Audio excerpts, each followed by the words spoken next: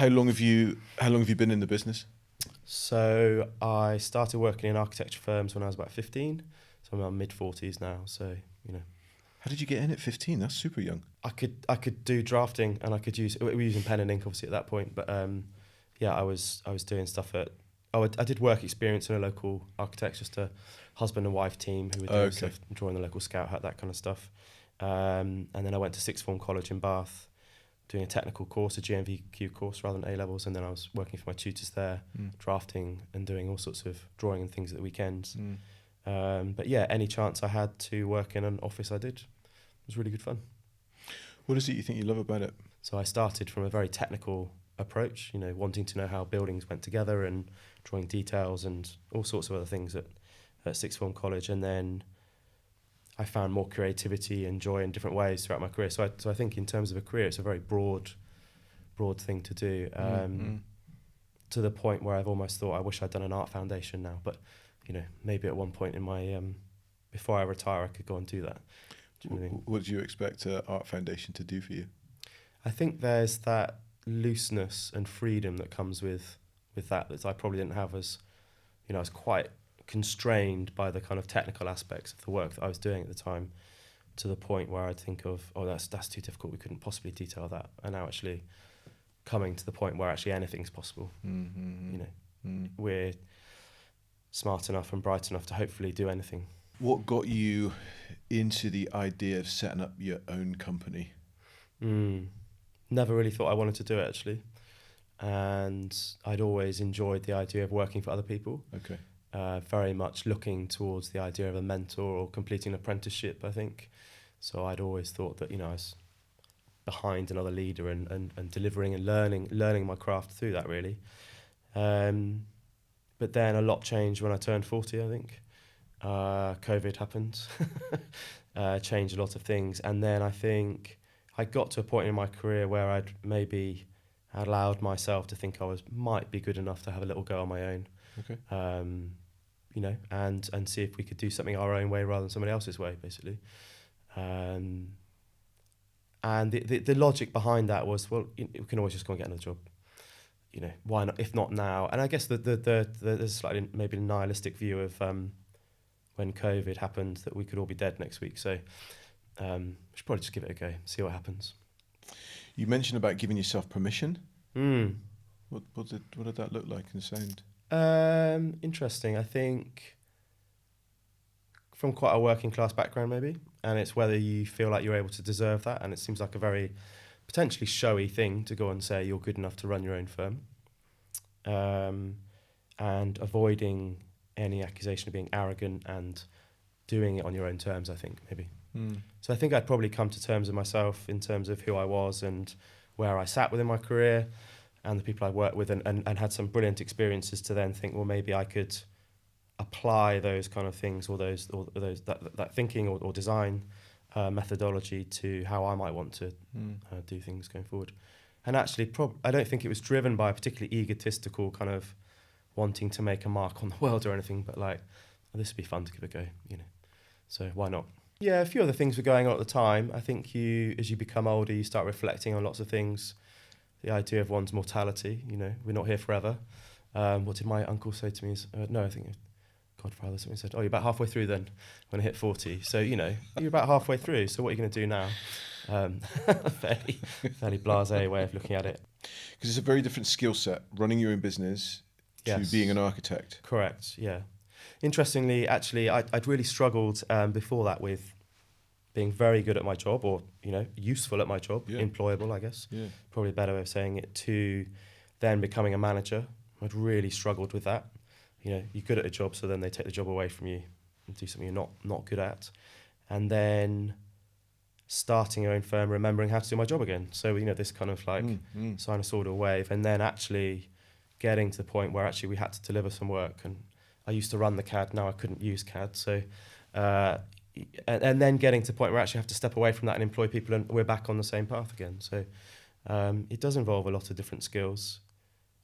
And I think actually what's nice about it is that we could grow quite organically into that. So it's just a series of different problems maybe, or issues to solve as you grow. You don't have to do it all at once. How have you bridged that gap between your current position and your aspiration of where you wanted to be, or that growth element? That's interesting. I think I'm quite hard on myself in terms of wanting to do a lot. And in a short time frame? Yeah, of course. I want it all done yesterday. Not because of, again, through kind of a sense of ego, but because I'm kind of quite driven in terms of how I'm wired, and probably come onto that, I guess. But I think one thing we've started talking about a bit is actually the idea of incremental improvement. And you don't see the great things that you've improved on all the time, because you're always focused on the next challenge or the next issue to move forward, develop, put a system in place, whatever you're going to do.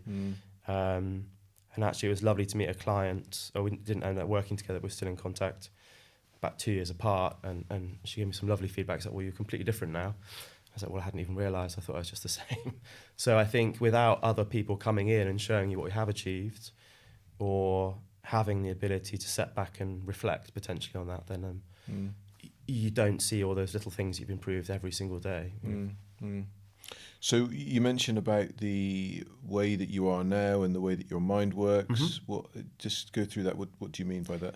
So 3 years ago-ish, in September, I had a diagnosis for ADHD, which was a bit of a shock to me. Yeah, that was a really interesting process of discovery, learning about that, understanding oneself, looking back, but also looking forward about how you focus on the positive aspects of that, and ask for help with the less positive things and that's very particular to each person, obviously.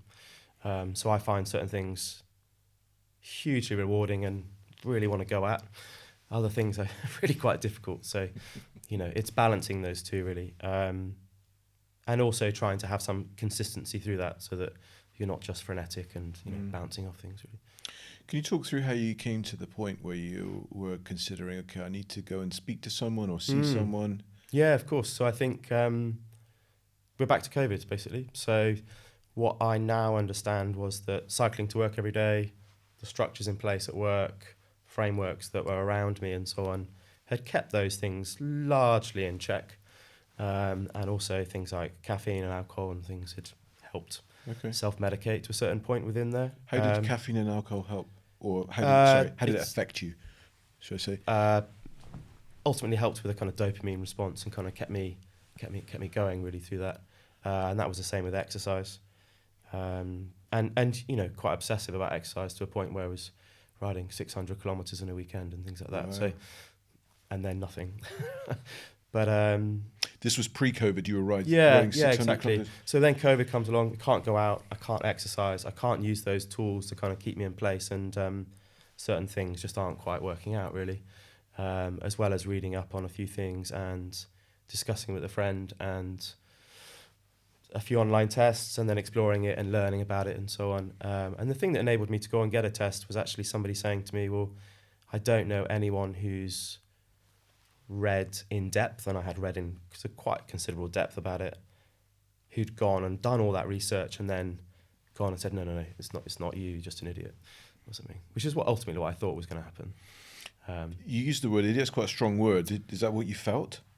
Well, I guess I'd imagined in my mind that there might be this scenario where the lovely psychologist I met said, thank you ever so much for your time. You're just not very good at some things. Okay. So, and in my mind, that could have been quite a plausible scenario. But it wasn't, actually. It was quite the opposite. So ultimately describing to me that certain behaviours throughout my life and certain scenarios has been as a result of, I guess, being made in a slightly different way, or what you might consider outside of the idea of neurotypical. So a range of everybody's brain is different, but you're outside of that range and in a very specific way, basically. Mm-hmm. So do any thoughts come to mind when you think about other adults that may be in a similar position to how you were and what they could do? Yeah, absolutely. I mean, what's interesting about it is that I read about it a lot at the time, was you end up with clouds of diagnosis around people. So by accident, you've surrounded yourself with people who are very similar to you. You think in a very similar way, and you bond very closely to them. So what happened is that there's been a bit of a wave through my friendship group, and certain other people have understood that themselves a bit more through what I've talked about, what I've written online, and generally just sharing information. How to seek advice? Yeah. Tricky. I think there's a lot of bad information out there. So TikTok, Instagram Reels, and so on, to the point where anybody could have it. But however, I found a lot of things were very, very useful. But like all of these things, there's people who are attracted to that who then you might call grifters who want to sell T-shirts on the back of it. So a little bit of caution probably advised for those things you see online, and actually checking your sources and seeing where some of that information has actually come from, really. But there's some fantastic books and resources out there. Give me 2 books, if you can, off the top of your head. Oh, I couldn't remember them, I'm afraid. I think there one's called ADHD 2.0. I've forgotten the author. Okay. I didn't read all of it. There's a page in there, there's a table in there which blew my mind. But yeah, decent medically referenced sources, I think, would be As helpful. opposed to take your information from TikTok and rely on that. Well, I mean, you have to be careful as well, because actually that sharing and being very open about that stuff has also helped a lot of people find and understand themselves and reduce the amount of anxiety and angst they might feel about not knowing who they are, really. So I think it does have its place, but just like what do they say on films? Viewer discretion is advised, something like that, really. Great. So going back to how this now integrates with your business and your desire to shift from being an architect to being a business owner. Yes. What are some of the things that stand out through that process for you as you reflect on that? I think it goes back to this idea of being good at something and then not being able to do it. So what would be lovely for me is to sit and draw and have my headphones in all day and just, but that's not how you grow a business, unfortunately. And actually, to be fair, I could have a lovely sole practitioner type role doing that kind of thing and be very happy. But my aspiration is a little bit more than that. So in terms of growing the business, I need to find a team that can work with me. And that's quite clear that they can work with me, because I'm not always easy and I have very, very high standards. But also that there's trust in those people that I can then go and do other things which are very important to bring those things into the business, like work, talk to people like yourself on podcasts, do nice things. But I find that quite tricky because this doesn't feel like work, It feels like I'm in a very privileged position and I should be back in the office working a bit harder and plugged into a computer. But ultimately, I should be going talking to people and that is work now. That is what I should be doing. You mentioned about your standards being high.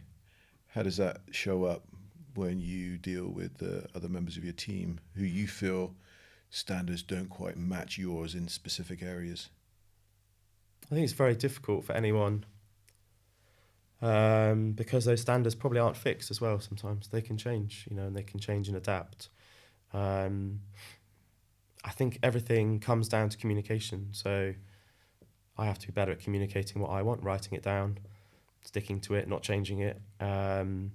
They have to be open and willing to kind of engage with that and come on that journey. But also coming to realise that I have quite a bit of experience to share as well, and hopefully, hear their experience and share my experience, and somewhere in between those two things is a really, really nice result. And take a great amount of joy from seeing people doing things and maybe having some feedback and then seeing that really thrive and come out the other side. That's really rewarding. So you talk about understanding who you are. Yes. Are you ADHD and is ADHD you, or is it completely separate? Well, that's something that I explored afterwards through quite a lot of therapy, which I found really fascinating. So I take some medication each morning to help me manage that, and I'm very fortunate it works for me. But then the idea of like who is one and who is oneself, and if I'm allowed to use this word, but I can still be an arsehole. It just might not be ADHD. I can't blame it all on that. So that's the thing. There's my character and personality. There's my environmental factors, all those kind of things. So it was a bit of a mess for a while about all those things and what those things look like. And it's almost like a process of reassembling oneself afterwards. And and trying to come to find some authentic self within there, if you see what I mean. So quite disturbing to kind of deal with that later in life, but better to have done it than not at all, I think. Really. Are you still doing the 600-kilometre bike rides? Absolutely not, no.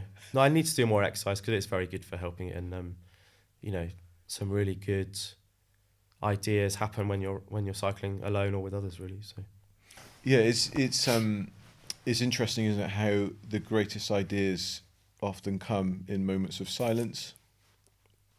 Yes, the idea that you can just work and work and work and just that will just continue to produce results is not real, really. So you do need to step away from the computer. I'm my own worst enemy, you know.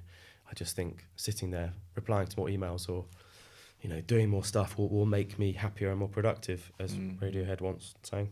But it doesn't work like that way, does it? And it's you know, when you're most busy, the best thing to do is probably step away from the computer. And actually my tutors at Sixth Form College in Bath, John and Bill, they talked about this idea of like pulling your head out of the drawing board. So we'd have a 45-degree drawing board and I'd sit there, you know, like drawing with tiny little pen and ink and so on. And actually, and it's the same with CAD, you know, you zoom in, past one-to-one, beyond.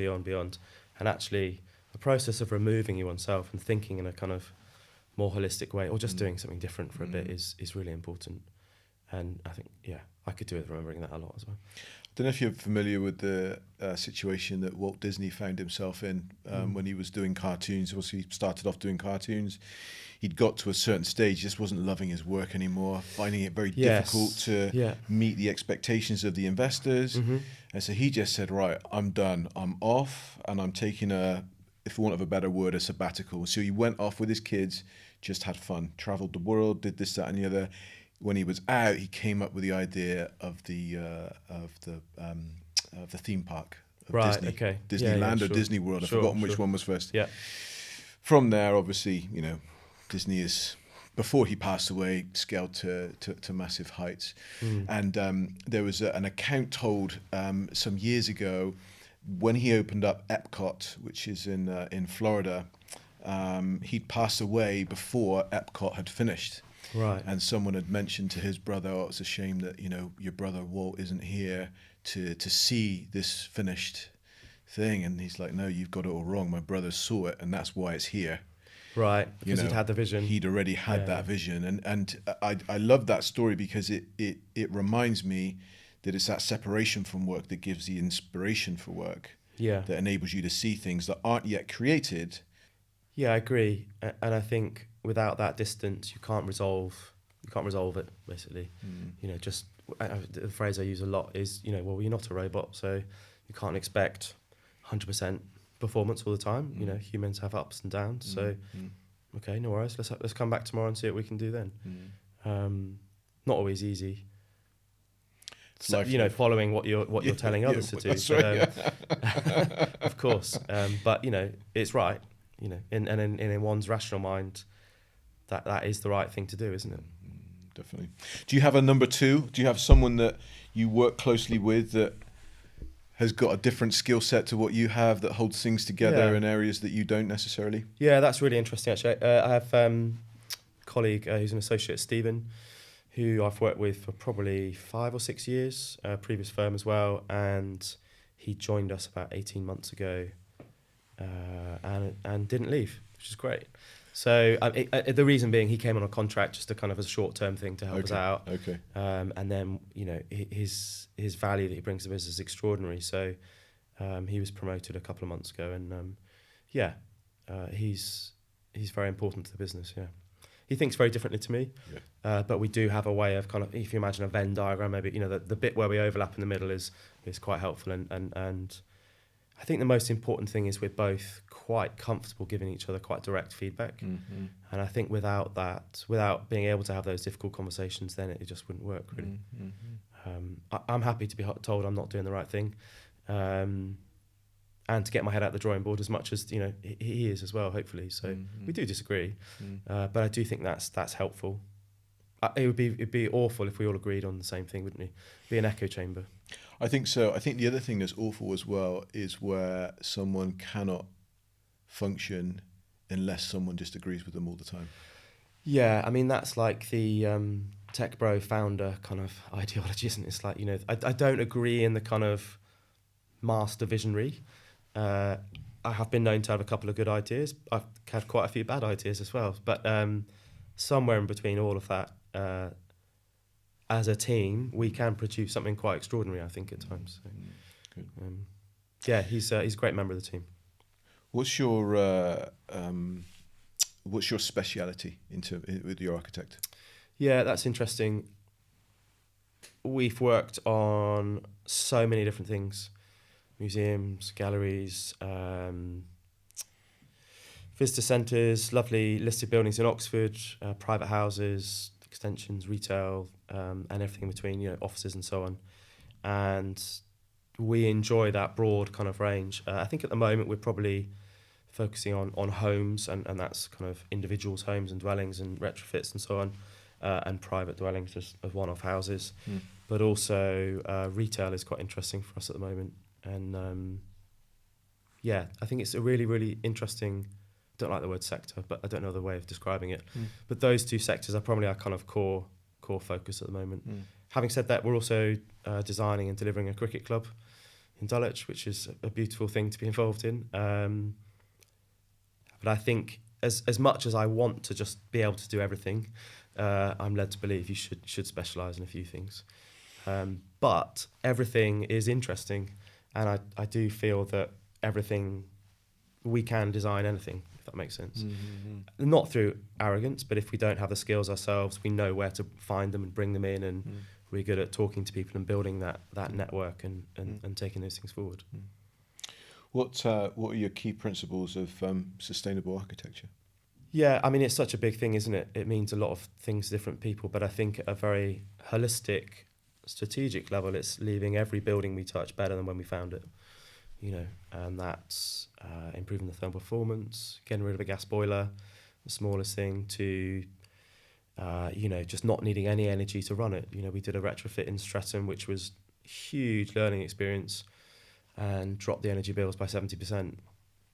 Fantastic, really rewarding to do that. And I think the lessons that we've learned from those things can go everywhere else, but it's changing. The conversation around that is changing all the time. And what was I reading yesterday about the idea that the fabric first approach might not work as a kind of core idea. We need to move on from that a bit. And actually that's been proved through a project we did in Winchester for a charity recently, where we tried to upgrade all the envelope, but it didn't make any difference really. It was more about upgrading the energy kit and some PVs on the roof. But we'd worked with our consultant Andy Long, who's absolutely brilliant, to do the maths basically. Here's the options, here's how they stack, here's your return, here's the carbon that you kind of reduce out of that. So it was interesting. It didn't provide the answer that we thought it was going to provide, really. But that's why you do it, isn't it, I guess? So the consultant, Andy Long, I guess he's he's an MEP consultant. Okay, MEP. And sustainability. Okay, I guess, yeah. Okay, cool. And so what would you say that the common challenges are of implementing these things within architecture specifically? I mean, the cost to build anything at the moment is extraordinary. So, we're up kind of 25-30% on pre-COVID, aren't we? So people have very different ideas about what things can cost, and there's no magic to that. Some people are willing to spend a bit more, obviously, for those ideas. But, I mean, what's great is that most of our clients have some sort of knowledge about environmental improvements, whether that's, I desperately want an air source heat pump, or... And I think the energy bills thing of recent has focused the mind a lot of people, and I think people buying bigger properties will be asking how much it costs to run this place. How do you stay up to date with the changes in regulations? And it's not easy, is it? I mean, we've just been doing a bit of work on the Building Safety Act this morning on a flat that we're working on, but it's a full-time job, isn't it? Just keeping up to date, keeping that knowledge. I think social media, the RBA, other colleagues. It's there's a big WhatsApp group in London. Lots of people asking lots of questions, lots of other architects. I think there's about 350 people in that, maybe. But it's a work in progress all the time. I don't know what the answer is, but I think the main thing, is being curious, isn't it? So what does that mean? Where does that go? And following that thread to finding out a bit more about that thing. It scares me a lot, not being up to date. Keeping up to okay. Yeah, Not exactly. being up to date scares you. Yeah, and also the regulatory framework that we're working in, and the impacts on individuals through fire safety or our own liability and what we're meant to be doing as good architects. Talk to me about that WhatsApp group. That sounds fascinating. 300 people come together asking questions. Yeah, so it's called Parag's WhatsApp group. So I think he's a coach, and there's lots of other people in there who ask different questions. And there's also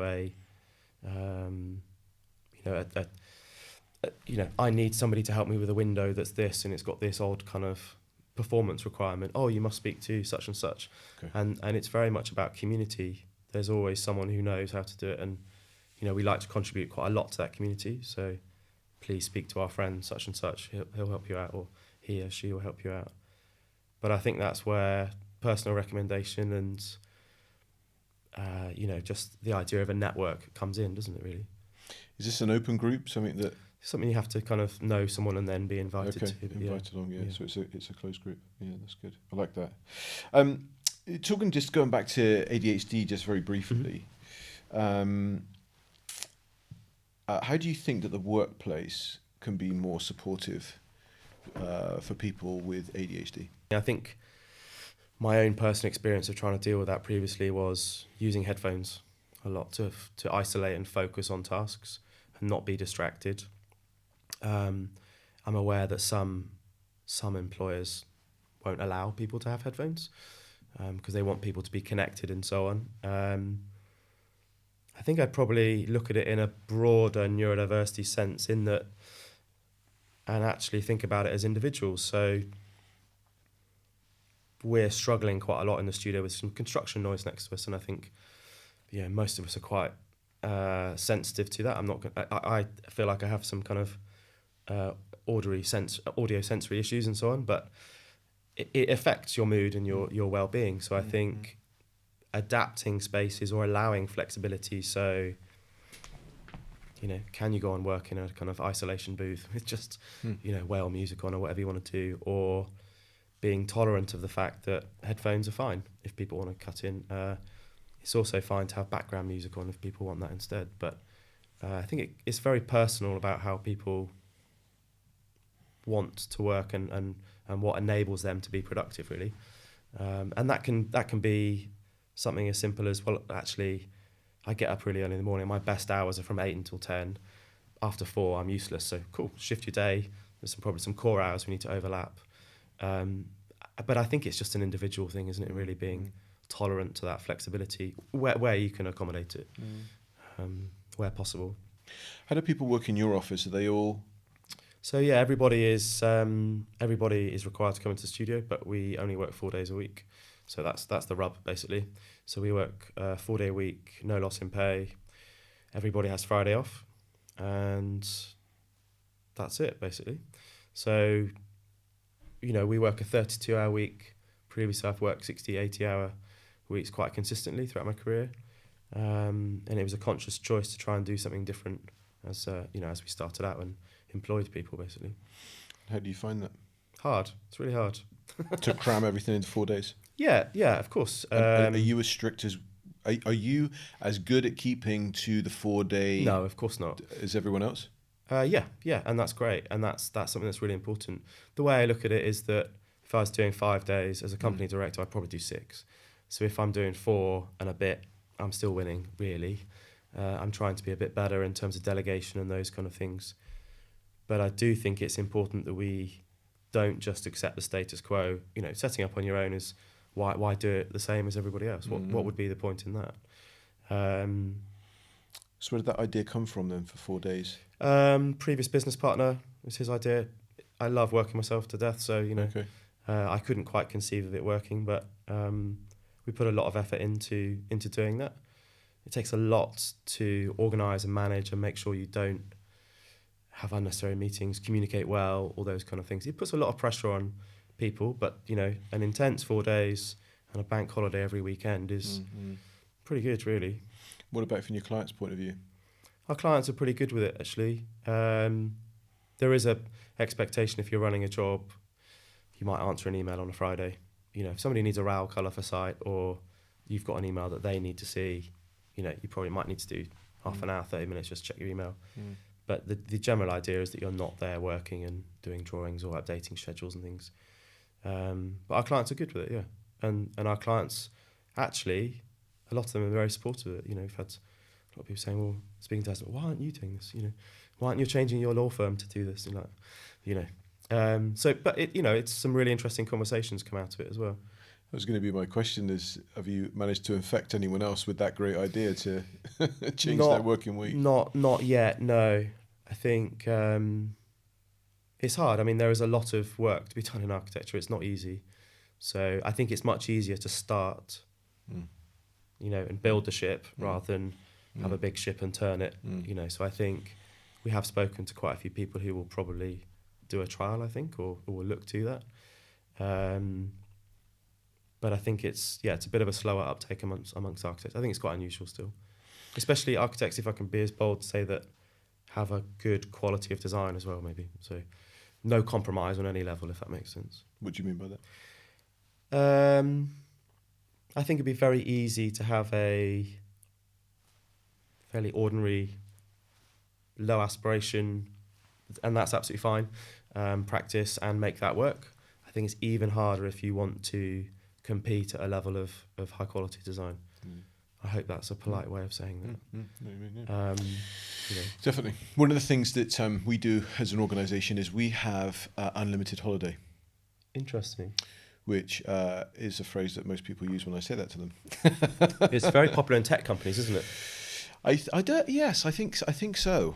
It's based on trust to then take what you need. So the theory behind it, this is what I adopt, is when you're in school and you want to use the bathroom, you need to put your hand up because the teacher doesn't trust you to go to the toilet on your own because you're not going to get your work done. Yeah. When you leave school, you need to put your hand up still because there's only a certain amount of times you can go and get relief. So I'm joining the relief that you get when you need to use the bathroom and the relief that you need to get when you are going on holiday, because it's relief, right? That's what you're after.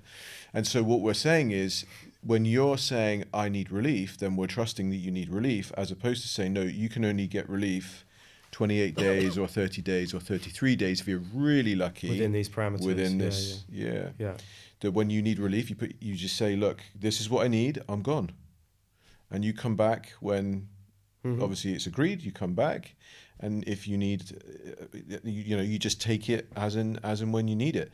On top of that, if 1 year you only need 28 days of relief, days holiday, and you're not thinking, I've not lost anything, because next year I can get as much relief if I need. Yeah.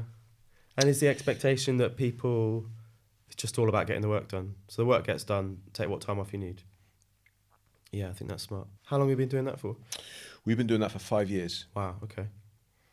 And a huge success. And it's worked well. It's difficult, isn't it? Because you need certain things done to keep a business going, and that sets basic parameters. But you need flexibility within that to accommodate everybody. Everybody's different. So, how do you have that loose fit, but there's still kind of a consistent thing that keeps you all going? I think the connecting thread for me is that when you have a certain type of person working with you that understands what you're trying to achieve, why you're trying to achieve it, then they understand what needs to be done, and they're working with you to get that stuff done. Yeah, yeah. Where if you don't have that connection, then it's going to be difficult. Do you find that people don't take enough holiday then? That is the biggest problem we have. Because that's the same with the 4-day week, because everybody is having a break every week, and that's great. You're rested, doing other things and being inspired by those kind of things, or just going to the post office. But then actually encouraging people to take holiday on top of that is quite difficult, which is great. So that's a nice problem to have, isn't it? Because you're rested, but obviously if you do need to take holiday, you're not using as much each time to extend that along, are you? What we do is we celebrate people's holidays. Absolutely, so when they go on holiday, we are like, share pictures with us, let us know how it's going.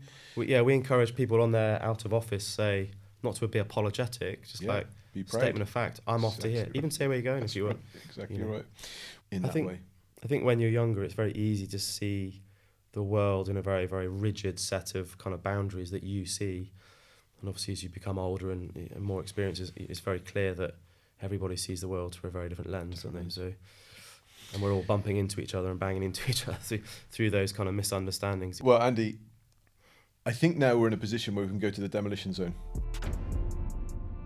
So you have built this, for those people that are listening and not watching, a row of blue blocks. Mm-hmm. And what does that represent? Barrier to entry to the architectural broader construction profession, and the blue was the colours of my school. It's a little bit darker, but it'll do for now. Are you saying that your school blocked your entrance into architecture? So there's a bigger issue in terms of I don't think people really understand what architecture and construction is really. I mean, obviously we see people building stuff. It's not Tom Selleck in 3 Minute Little Baby and so on. People maybe have different cultural references, but when I was at school, you had the red National Record of Achievement book, which everybody's thought would be more important in their life than it actually is. But there's this myth, so when I would talk to people, I'd say, I really want to be an architect, and they'd say, you need maths, physics, and we have to be really good at those. Not use them that much, I'm not very good at maths at school, but actually physics I really enjoyed. But what they should have said was architecture is an incredibly broad profession, and you could do maths, physics, computing, art. You can be a lawyer. You can look at law, contract law, technical. There's so many different parts of the industry that it's just bullshit, And the idea that you need to have maths and physics to do was essentially a classic degree. Architecture is a brilliant degree, even if you don't want to study architecture, I think. Beyond there, but I just think it's gatekeeping at the worst point in time when you're 15, 16, unsure about what you might want to do. For somebody to say, well, you're not very good at maths or physics, so don't even think about that.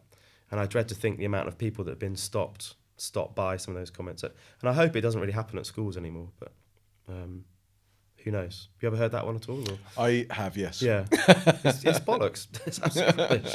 What one message would you have for a 15-year-old that's at school that has just been told that by their teacher this week? Tell them they're wrong, and tell them I'll come and talk to them. It's just simply not true. There's so many different ways of engaging with the profession. Apprenticeships, working with contractors, engineering, the whole STEM thing is feeding all the skills that need to go into construction. I mean, computing is a massive part of it. You love computers, you love 3D buildings, you love Minecraft. Boy, have I got a job for you. So it's so wonderfully broad, and I wish people could see that at the outset. But it's presented in the most narrowest of terms in that this kind of individual star person who runs a practice, and it's so much broader than that. Love that. When you're ready, you can take it down. That's awesome. With a roll of a brick, it separates. It's now rubbish. it's destroyed. Love that. Good. So I have got 5 questions for you to end. Quick fire questions. So what's your favorite sustainable building design? I would say something that doesn't need to look sustainable. So a lot of buildings previously used to look like it's sustainable, it's a mud hut, it's car tires, whatever. It's the building that just looks like an absolutely brilliant building. It just happens to be sustainable. Love that. Standing desk or sitting desk, which helps you focus better? Should use a standing desk. I like my sitting desk. What's one app that you cannot live without as an architect? Oh, Instagram. What do you say no to now that last year you would have said yes to? Interesting. A few opportunities and clients, I think. What's the most rewarding part of being an architect with ADHD? Getting shit done, building buildings, seeing clients be happy at the end of it. Really, it's a bit of a journey. And it's been great having you on the podcast. Thank you very much. I appreciate your time and your honesty. And thank you. Thanks for having me.